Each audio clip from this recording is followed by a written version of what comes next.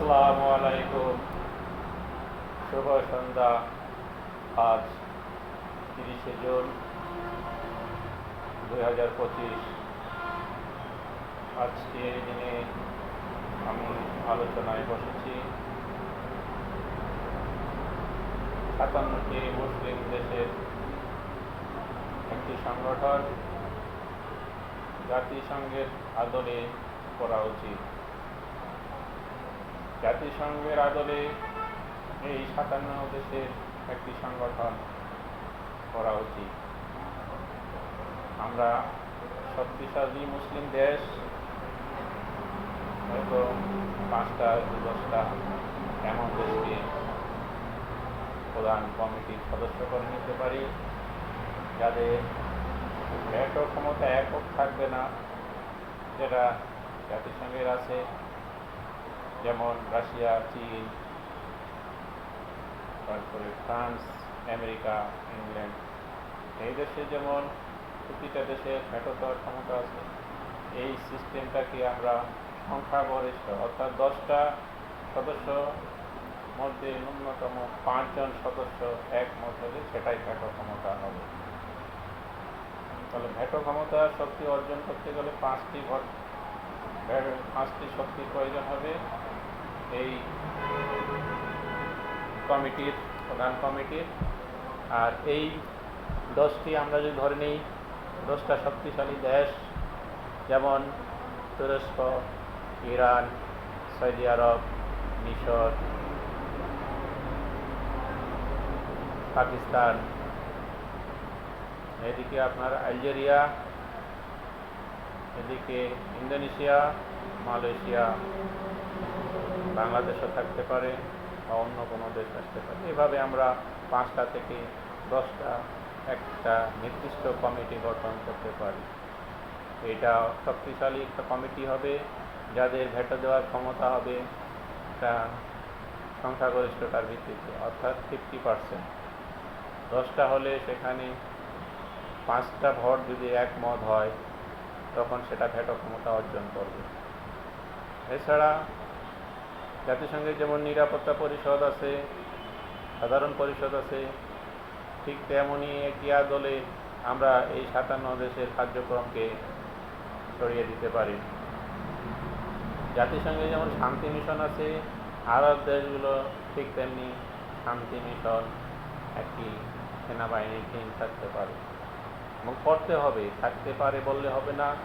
আমাদের অদূর ভবিষ্যতে এই মুসলিম জাতিকে টিকে থাকতে হলে, এই 57 দেশে অস্তিত্বকে টিকিয়ে রাখতে হলে একটা শক্তিশালী সেনাবাহিনীর প্রয়োজন হবে। আমরা যদি 57 দেশকে নিয়ে একটা শক্তিশালী সেনাবাহিনী গঠন না করতে পারি, তাহলে আমাদের অস্তিত্ব বিলীন হয়ে যাবে। তার সঙ্গে আমরা অন্য কোনো দেশকে, যারা পর্যাপ্ত হিসাবে থাকতে পারে, মুসলিম কান্ট্রি নয়, সংখ্যাগরিষ্ঠ মুসলিম নয়, যেমন রাশিয়া একটি দেশ যারা মুসলিম কান্ট্রি নয়, ইসলামিক কান্ট্রি নয়, কিন্তু ইসলামের সঙ্গে তাদের ভ্রাতৃত্ব আছে, সুসম্পর্ক আছে। এরকম আরও 2-4টা দেশ থাকতে পারে যাদের সঙ্গে ইসলামের সুসম্পর্ক, তারা পর্যবেক্ষক সদস্য হিসাবে থাকতে পারে। এটা এক সময় পূর্ণ সদস্য হতে পারে। এভাবে আমরা এই 57 সদস্যকে 70-80 সদস্য রূপান্তরিত করতে পারি। সেই ক্ষেত্রে আমাদের শক্তি আরও বৃদ্ধি পাবে। এরকম একটা সংগঠন করা অত্যন্ত জরুরি। যারা মুসলিম প্রধান দেশ, যারা মিডিয়ার সঙ্গে জড়িত আছেন, বিভিন্ন শক্তি সামর্থ্য নিয়ে কথা বলেন, সামরিক শক্তি নিয়ে কথা বলেন, বিভিন্ন সংগঠন নিয়ে কথা বলেন, তাদের দৃষ্টি আকর্ষণ করে বলছি, আমাদের এই মুসলিম দেশগুলির একটি জাতিসংঘ প্রয়োজন, ইসলামিক জাতিসংঘ। ইউএন মিশনের পরিবর্তে IUN, ইসলামিক ইউনাইটেড নেশন। এভাবে আমরা একটা সংগঠন করতে পারি। নিয়ম নীতি প্রায় ইন্টারন্যাশনাল যে নিয়ম ফলো করা হয়, সেগুলোকে আমরা ফলো করতে পারি, তার সঙ্গে সঙ্গে আমাদের ইসলামিক কালচারে যেসব গুরুত্বপূর্ণ বিষয় সেই বিষয়গুলো আমাদের এই সংগঠনে নিয়ে আসতে পারি। যদিও আমাদের মুসলিম দেশগুলোর ঐক্য নেই, এই ঐক্য তৈরি করার জন্যে একটা সামরিক জোট প্রয়োজন, সেনাবাহিনীর জোটের প্রয়োজন, শক্তিশালী সেনা নেটওয়ার্ক প্রয়োজন, আর এটা করার জন্যে একটা ইসলামিক জাতিসংঘ প্রয়োজন। জাতিসংঘ ছাড়া ইসলামিক সেনাবাহিনী গঠন করা সম্ভব না। নেটো আদলে হোক, জাতিসংঘ আদলে হোক, আমরা এমন একটি সংগঠনের দিকে এগিয়ে যাই।